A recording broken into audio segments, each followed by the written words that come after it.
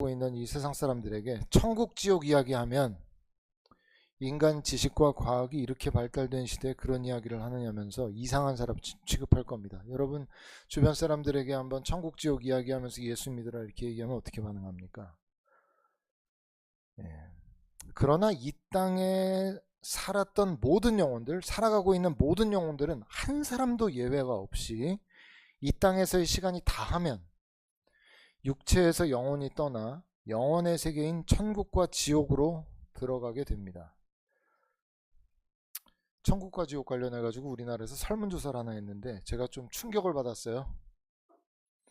천국과 지옥이 있는지 믿느냐 질문이었어요. 근데 답변에 29%가 29%만이 천국과 지옥이 있는다라고 답변을 했다는 거예요. 여러분 거의 1000만 성도를 자랑해왔고 초대형 교회가 즐비한 이 대한민국에서 천국과 지옥의 존재를 믿느냐, 이 믿는다는 답변이 30% 정도가 나왔다는 것은 세상 사람들뿐만 아니라 크리스천이라고 하는 성도들 안에도 제가 보기엔 그렇게 믿음이 확실치 않다는 거예요. 미국 경우를 보면 미국인의 78%가 천국의 존재를 믿고 있다고 얘기했어요. 59%가 지옥이 있다. 그리고 이 중에 많은 미국인들은 자신은 천국에 갈 것이라고 믿는다고 답변했대요. 근데 그래? 그러면 복음이 무엇이냐? 이렇게 물었대요. 믿느냐? 좋다. 복음이 뭐냐? 회심이 뭐냐?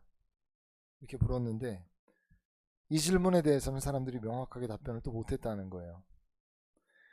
우리나라든 미국이든 세계 어디든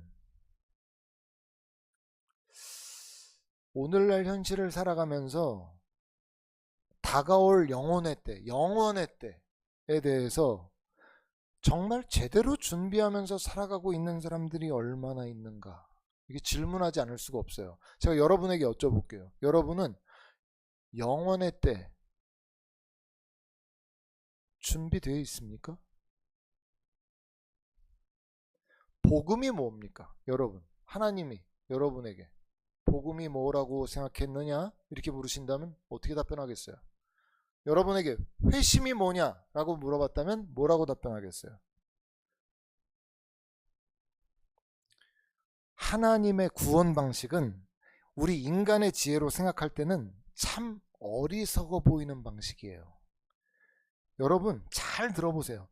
하나님의 아들이라고 하는 예수께서 인간을 구원하겠다고 이 땅에 오셨어요. 그랬는데 인간의 손에 의해서 죽임을 당했어요. 세상 지혜로 가득 차 있는 사람들이 이 말을 들으면 마음의 문을 확 닫아버려요. 이런 어리석은 말이 어디 있어? 아니 인간을 구원하러 왔다는 하나님의 아들 구원자가 사람의 손에 붙잡혀서 죽임을 당했다니 얼마나 이거 한심하고 답답한 소리냐. 이걸 누가 믿냐? 이렇게 얘기한다는 거예요. 게다가 죽었다 3일 만에 다시 살아났대요.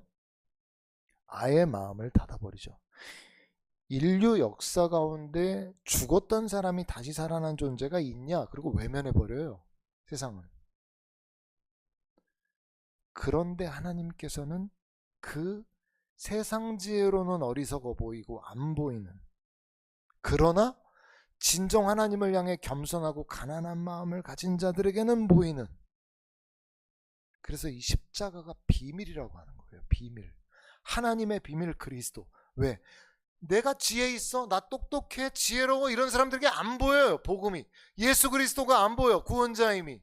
근데 여러분 심령의 가난함을 갖고 있고 심령에 정말 하나님을 향한 가난함을 갖고 있는 사람들에게는 보이죠. 그게.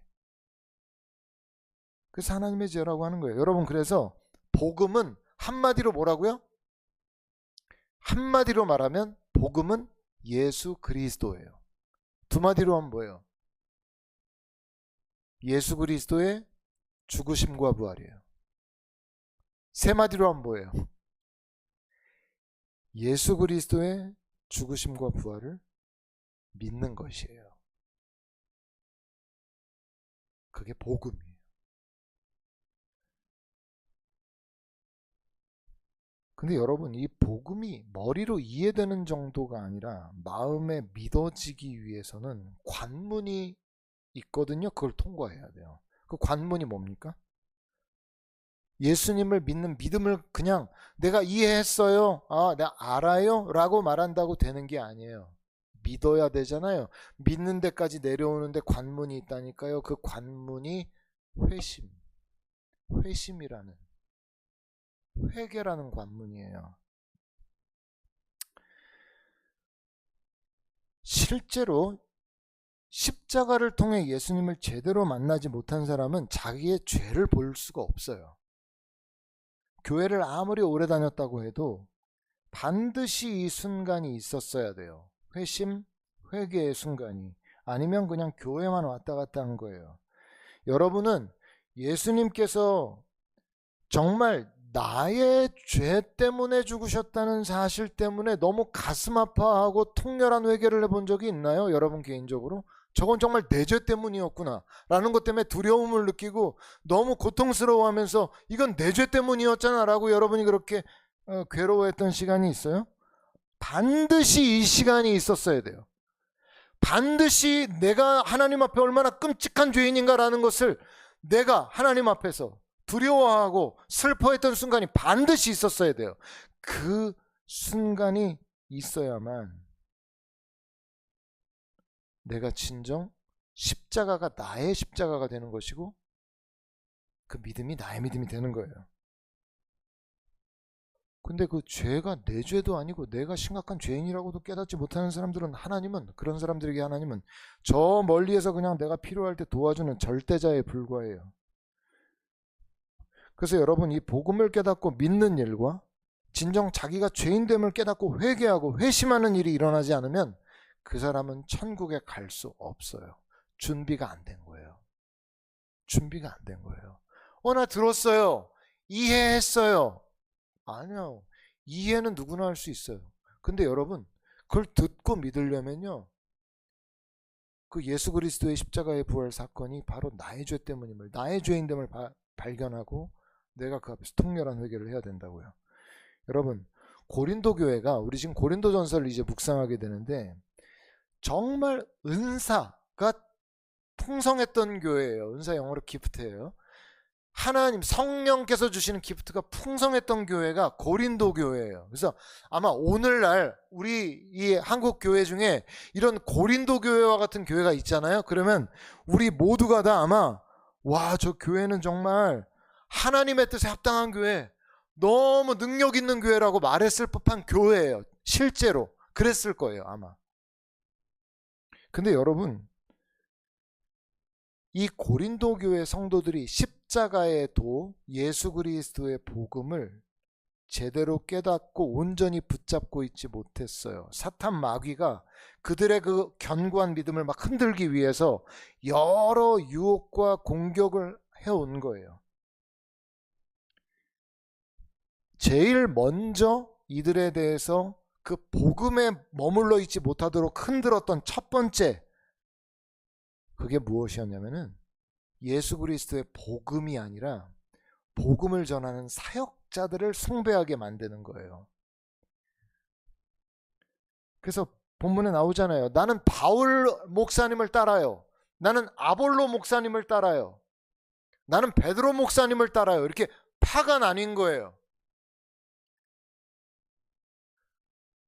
여러분, 여러분이 여태까지 신앙생활을 할 때 좀 큰 교회, 지금 여기는 목회자가 저하고 정은영 전사님 두 분뿐이잖아요. 근데 목회자가 많은 교회에서 신앙생활을 하다 보면 이게 생깁니다. 난 바울파, 난 아볼로파, 난 베드로파, 이런 게 생긴다고요.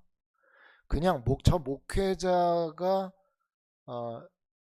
참 하나님의 말씀도 잘 전하고 나에게 신앙적 유익을 많이 준다, 그래서 저분이 그냥 좋아요 정도가 아니에요. 아니, 목회자를 사랑하고 존중해 줘야 되는 건 맞아요. 거기까지는 건강한 거예요. 근데 숭배한다고요. 하나님처럼. 사탄 마귀가 그냥 존경하고 사랑해야 될 대상인 목회자를 숭배하게 만든 거예요. 여러분, 지금 한국교회 아니라 세계교회에서 어느 교회에서든 목회자에 대한 숭배가 일어나고 있는 곳이 있어요. 교주가 다른 게 교주입니까? 교주가 뭐가 교주예요? 하나님의 영광을 가로채서 자기가 영광받고 하나님 행세하면 그게 교주예요. 그 교주예요, 그게. 목회자는, 저와 같은 목회자는 성도들을 섬기고 도와서 함께 구원에 이를 수 있도록, 오늘날도 구원을 누리고 영원한 천국에 갈 수 있도록 세워주고 섬겨주는 사람이죠. 아무리 세상에서 유명한 목회자, 능력 있는 목회자라 그래도 여러분을 천국으로 들여보내줄 수 있는 게 아니에요. 사탄 마귀가 이것뿐만 아니에요. 어떤 사람들에게는 교회 브랜드를 가지고 구원의 조건처럼 붙잡게 만들어요. 여러분 밖에 나가서 사회에서 크리스찬이세요? 그러면은 어느 교회 다니세요? 이러면요, 좀 알만한 큰 교회 뭐 다니잖아요. 그러면 저 어깨가 좀 펴지면서 저 그 아무개 교회 교인입니다. 이러면서 되게 자랑스럽게 이야기하죠. 저 아무개 교회 장로입니다. 이름만 되면 알만한 교회. 저 아무개 교회에서 30년 성가대였습니다. 어쩌라는 거예요?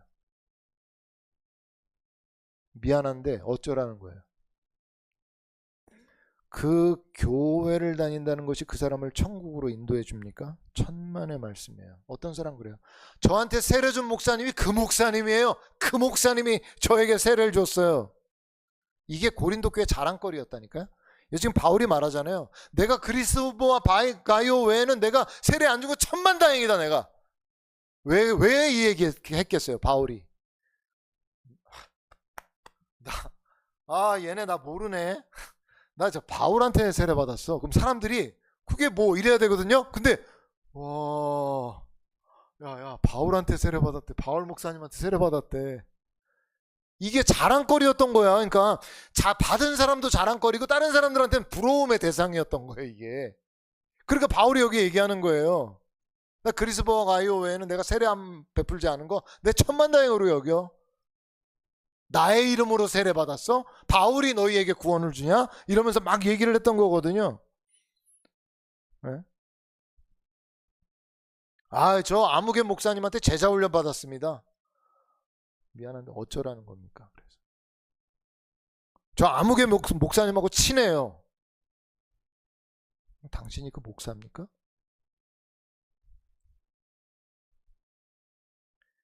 당신의 믿음이 구원에 이를 수 있는 믿음이 아니라면 제자 훈련을 누구에게 받았든, 당신이 어떤 브랜드 있는 교회의 성도였든, 성가대를 50년을 했든 100년을 했든 그건 당신의 구원과 아무런 상관이 없어요. 마귀가 얼마나 이런 거짓말을 많이 하는 줄 아세요? 또 각종 거짓말을 드러나요. 네? 봉사를 많이 하면 구원에 이를 거야. 헌금을 많이 하면 구원에 이를 거야? 성경 백독하면 구원을 이룰 거야? 교회 모든 예배에 참여하면 구원을 받을 거야? 물론 입 밖으로는 그런 얘기를 꺼내질 않죠. 그렇지만은 내 마음에 어느샌가 열심히 봉사하는 가운데 내 마음에 스물스물 올라오는 나의 생각이, 내가 이렇게 열심히 봉사하는데 내가 구원을 받지 못할 일이 있을까? 마음속에 올라온다니까, 이런 생각이. 구원의 근거가 예수 그리스도가 아니에요. 오직 예수 그리스도의 십자가의 죽으심과 부활이 아니에요. 내가 그 사실을 믿는다는 게 있는 게 아니에요. 내가 교회 모든 예배를 참여하고 봉사하고 헌금하고 헌신하고 노력하고 애쓰고 하는 건 다 뭐 때문에 그런 거예요? 구원이 감사해서 하는 거예요. 그렇잖아요. 하나님이 나에게 베풀어 주신 은혜가 너무 감사해서 내가 반응을 보이는 거예요. 근데 봉사 열심히 한다고 구원에 이른다고요? 특정 종교를 얘기해서 미안하지만 천주교가 갖고 있는 안타까움 중에 하나가 뭐냐면, 천주교는 약간 이런 식의 사고가 있어요. 내가 이렇게 열심히 하는 것에 대한 어떤 보상으로의 어떤 그 연결되는 것 말이에요. 이런 생각들을 갖고 있단 말이죠. 사탄 마귀가 우리 마음에 그런 거짓 종교적 허영, 외적 종교 행위, 이런 걸로 속여요. 그래서 아까 얘기했죠. 구원은 오직 예수 그리스도의 죽으심과 부활을 나의 구원으로 받아들이는 것에만 있는데, 자꾸 다른 외적 종교행위, 외적인 것들로 자꾸 그러한 것들로 나의 구원으로 여기게 만드는 공격들을 한다는 거예요. 여러분, 우리는 끊임없이 그리스도 안에서 그리스도가 내 안에 계시는지, 내 안에 역사하고 계시는지, 내가 그분과 함께하고 있는지, 그분과 동행하고 있는지, 그분에 따라 열매 맺고 있는지 점검해야 돼요. 바울이 고린도후서 13장 5절에 서늘한 경고를 해요. 뭐라고 하냐면 이렇게 말해요. 그리스도께서 너희 안에 계시는지 너희가 알지 못하느냐? 너희가 알지 못하면 너희는 버림받은 자니라. 너무 엄중하죠, 그죠? 너무 엄중하죠. 굉장히 강력하고 두려운 말씀이에요. 신앙은, 여러분이 하는 신앙생활은 적당히 내키면 하고 안 하면 안 하고 할 수 있는 아니에요. 목숨 걸고 해야 돼요. 태어나서 한 번도 예수님의 옛자도 듣지 못하고 멸망하는 사람들이 허다한데, 예수님에 대해서 내가 듣고도 알고도 구원받을 수 없다면 그 사람처럼 안타깝고 불쌍한 영혼이 어디 있겠어요.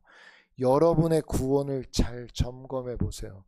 여러분이 정말 예수 그리스도의 십자가 복음에 완전히 딱 붙잡혀 있는지 여러분이 점검해 봐야 돼요. 안전한 사람은 없어요. 바울도 매일같이 내가 그 구원 표대를 향해 달려가고 있다고 말했지, 나는 이제 구원은 끝난 일이야 라고 말하지 않았어요. 구원은 계속적 성격이 있어요. 오늘이라고 하는 순간에 아멘이 돼야 돼요. 항상. 그럼 여러분, 실제로 어떤 영혼이 복음을 깨달아 믿는 과정이 어떻게 일어날까요? 오늘 바울이 답답한 가운데 말하고 있는데, 내가 전한 복음이 내 말재주로 내가 너희에게 전한 것 같아? 이렇게 말해요. 내가 말을 잘해서 너희가 믿음을 가진 것 같아? 천만의 말씀. 천만의. 나 바울이라는 사역자가 말주변이 좋아서 설명을 잘해서 너희가 믿은 게 아니라 오직 예수 그리스도의 복음 자체가 능력이 있어서 하나님의 역사로 너희가 믿게 된 거라는 거예요. 여러분, 제가 여러분에게 자 여러분 복음을 전하세요. 그러면 성도들이 제일 먼저 걱정하는 게 뭔지 아세요? 뭘 걱정할 것 같아요? 자 여러분 밖에 나가서 복음을 전하세요. 그러면 뭘 제일 먼저 걱정하죠? 왜 주저해요? 내가 설명을 잘 못하면 어떡하지? 이게 마음에 찾아오는 두려움이죠. 내가 그렇게까지 잘 몰라요. 내가 전도할 만큼은 잘 몰라요. 난 믿긴 믿지만 설명을 못하겠어요. 그리고 또 두려워하는 게 뭐예요? 내가 모르는 걸 질문하면 어떡하지? 뭐 이런 거 무서워하죠. 복음의 능력이 누구에게 있길래? 내 말에 있다고 생각하는 거예요.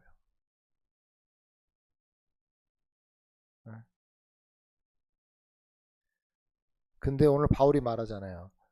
복음의 능력은 말주변에 있는 거 아니라는 거예요. 예수께서 당신의 죄를 대신해 죽으시고 3일 만에 부활하셨습니다. 그걸 당신이 진정으로 믿는다면 당신은 구원에 이를 것입니다. 이렇게만 말하면 돼요. 이게 하나님께서 유일하게 허락하신 구원의 코드예요. 천국 코드가, 유일한 코드가 이 코드밖에 없어요. 앵무새처럼 말만 따라하면 된다는 말이 아니죠. 그걸 진정으로 믿고 고백할 수 있어야 돼요. 근데 그 일이 어떻게 일어나냐는 거거든요. 그 일은 오늘 바울이 그 말을 구체적으로 풀어내지 않지만 성령의 역사가 반드시 그 가운데 동원돼야 돼요. 성령님이 그 말을 듣는 자, 그곳에 있는 자들에게 그 믿고 깨달을 수 있는 마음을 주셔야 그걸 믿을 수 있어요. 사도행전 10장에 보면 고넬료에 대한 얘기가 나오거든요. 고넬료는 로마의 백부장이었어요. 그러니까 로마 백부장인 고넬료의 입장에서 그 갈릴리의 예수라는 자가 그가 그리스도였다. 하나님의 구원자였다. 그건 자기 입장에서 이방 종교 아니겠어요? 로마 백부장은.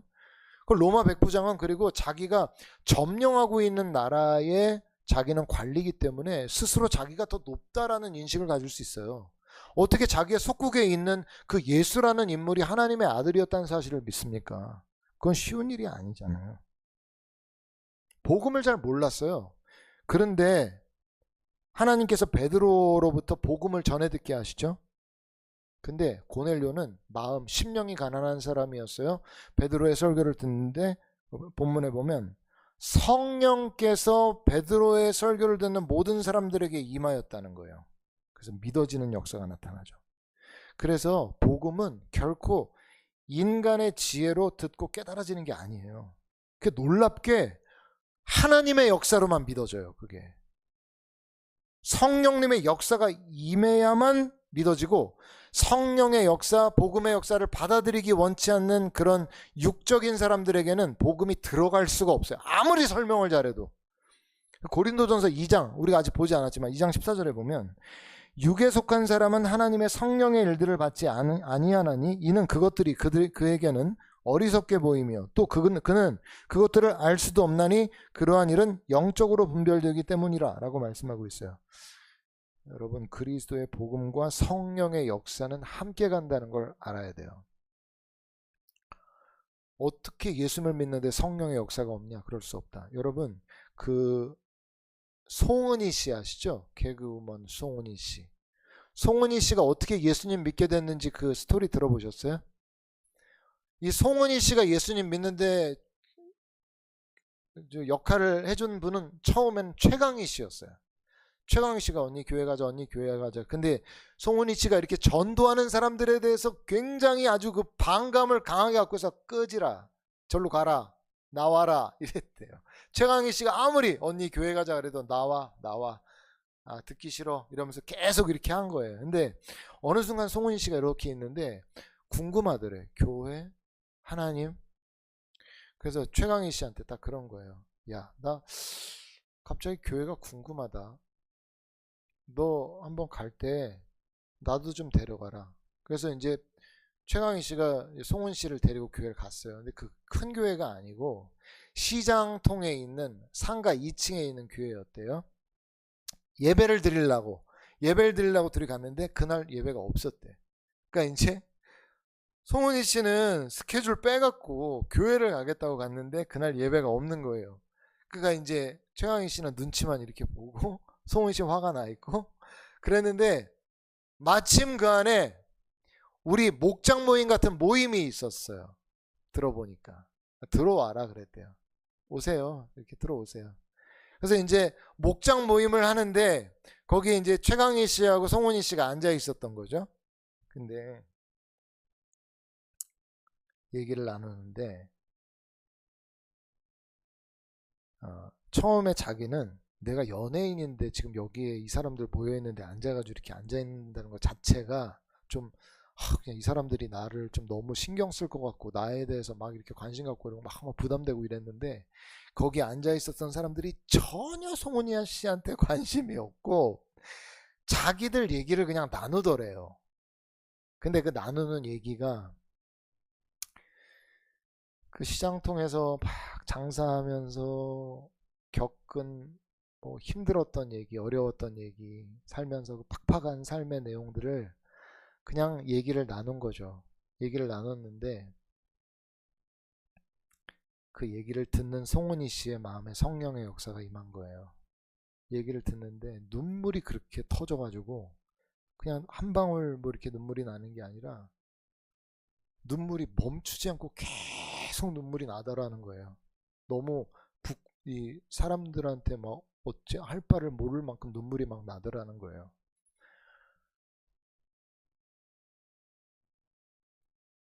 목장 모임을 나오라 그러면, 목장 모임을 한다 그러면 그거 모여가지고 그냥 뭐 저 뭐 있었던 일 얘기하고 그건 뭐 대단한 일이냐 뭐 이렇게 얘기하는 이렇게 경우가 있어요. 목장 모임을 왜 하죠? 성령의 역사가 있어요. 그 가운데 제가 많이 느껴요. 성령님이 우리의 삶의 이야기를 끄집어내서 이야기할 때 성령님의 역사가 있거든요. 송은희 씨가 그분들 안에 임한 성령의 역사를 함께 옆에서 같이 느끼면서 성령님이 마음을 만져주셔서 펑펑 울고 결국 그분이 이제 그리스도인이 됐다는 거예요. 그때 이후로 그 하나님의 마음을 느낀 거죠. 그래서 여러분이 만일 예수님을 믿고 있다면, 그리스도의 복음을 믿었다면 그 여러분이 믿어주어서 믿은 게 아니고 하나님께서 여러분에게 주신 은혜예요. 그게 성령님이 여러분에게 주신 은혜가 임했기 때문에 믿어지는 거예요. 십자가가 나 때문이었고 십자가에 그 예수님이 달리신 죄목은 나의 죄 때문이었다는 것도 성령님께서 그 마음을 열어주셔야 깨닫게 되는 거예요.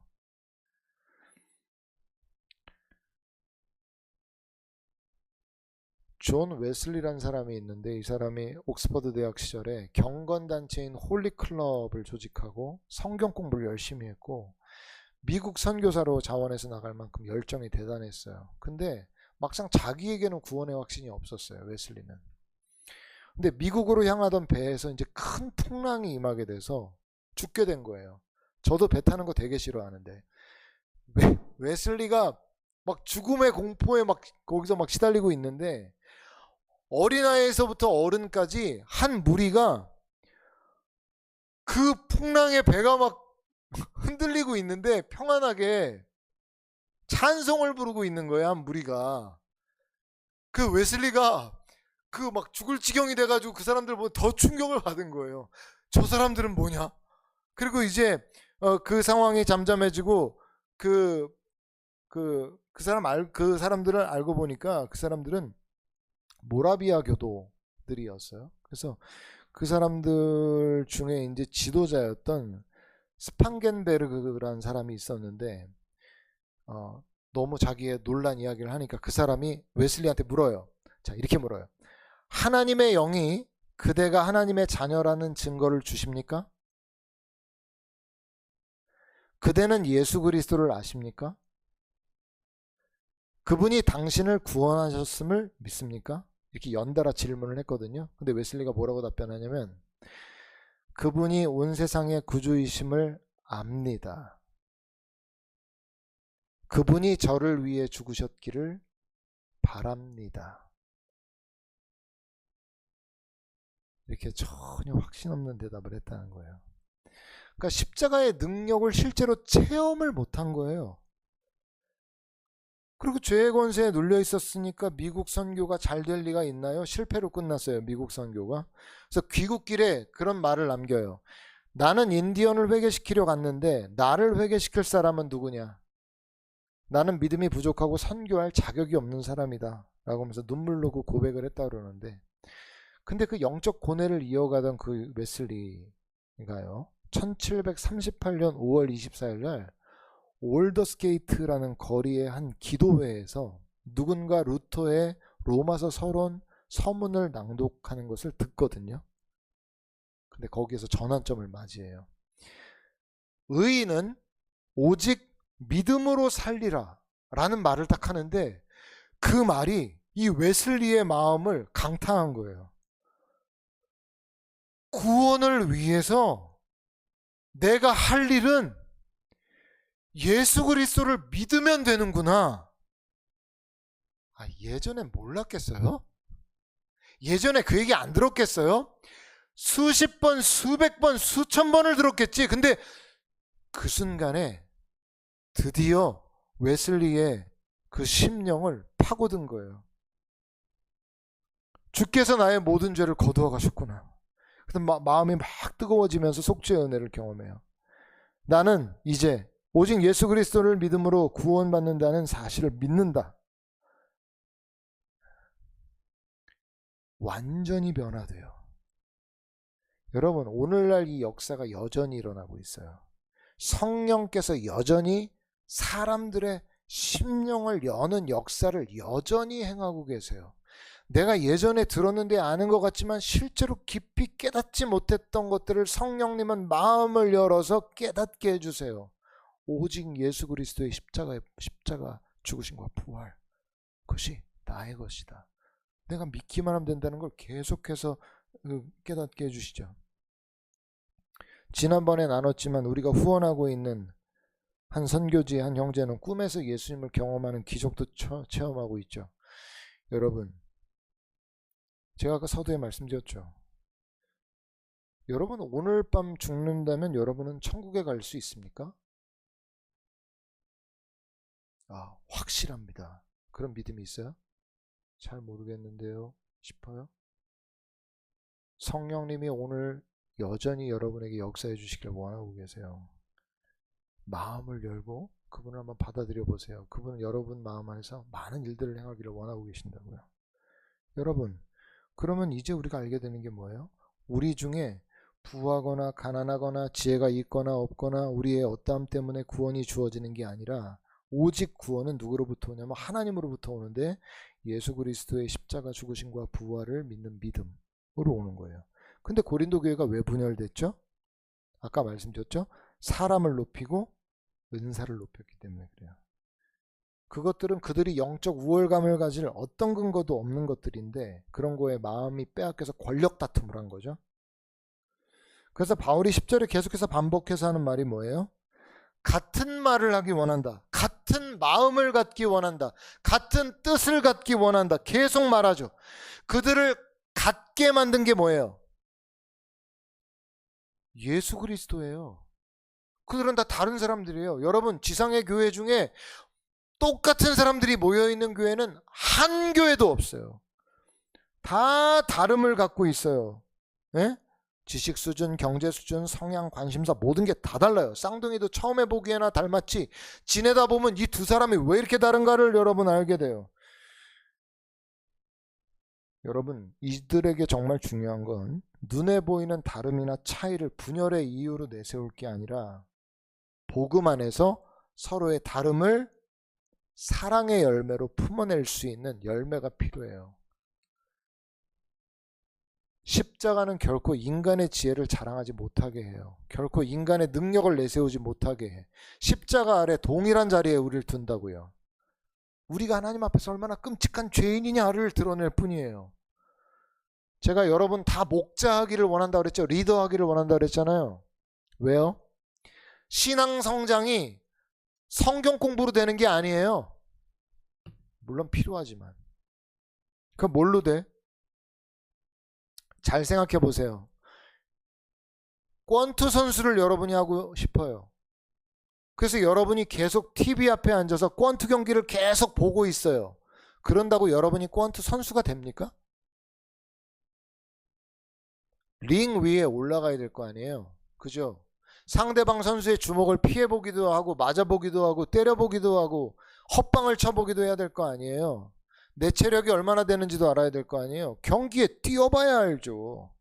제가 왜 여러분이 목자하고 리더하기를 원하는지 아세요? 맞아도 보고 피해도 보고 당해도 보고 어려워도 보고 영혼들 섬기다 보면 내 잘못도 아닌데 어떻게든 그 영혼 구원받아야 되니까 섬겨야 되니까 내 잘못인 것처럼 야 내가 미안하다 이렇게 말해야 될 때도 있어요.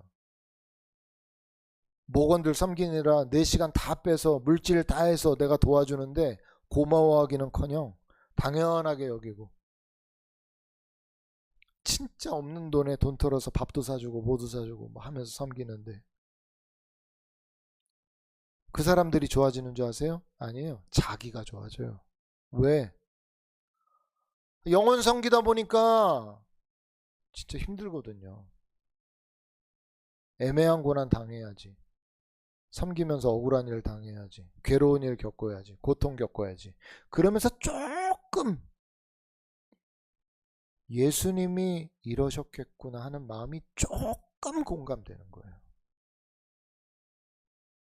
사람들 구원하러 오셨는데 사람들은 관심도 없고 예수님 누울 자리도 변변치 않고 먹을 것도 변변치 않은 상황 쉬지도 못해.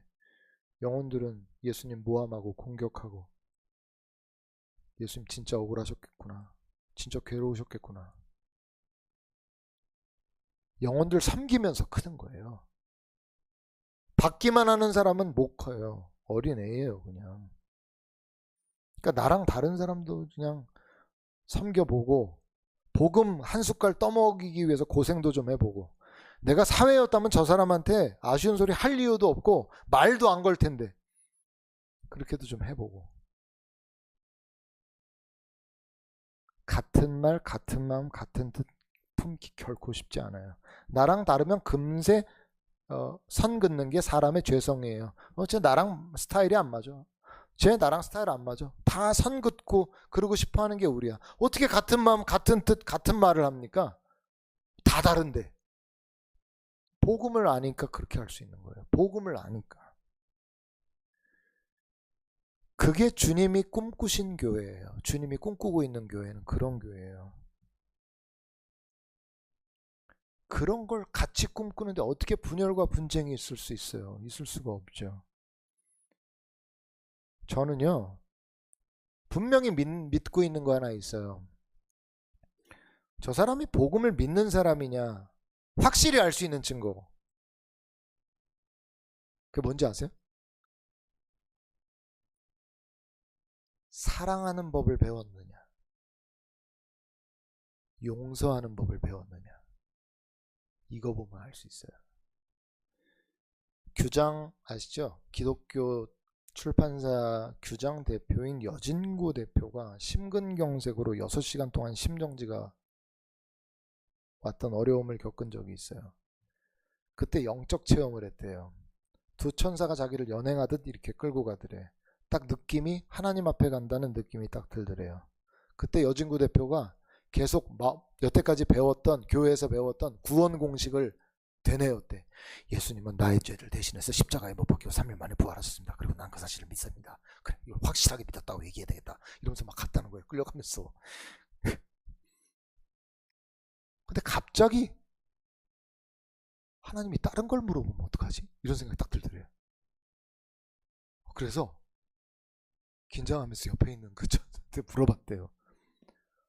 하나님 앞에 가면 뭘 물어봅니까? 이렇게 물어봤대요. 그랬더니 그 천사가 이렇게 답변하더래요. 너는 얼마나 사랑하다 왔느냐? 하나님은 이걸 물으신다. 이렇게 묻는다는 거예요. 1초 자신이 있었대. 1초.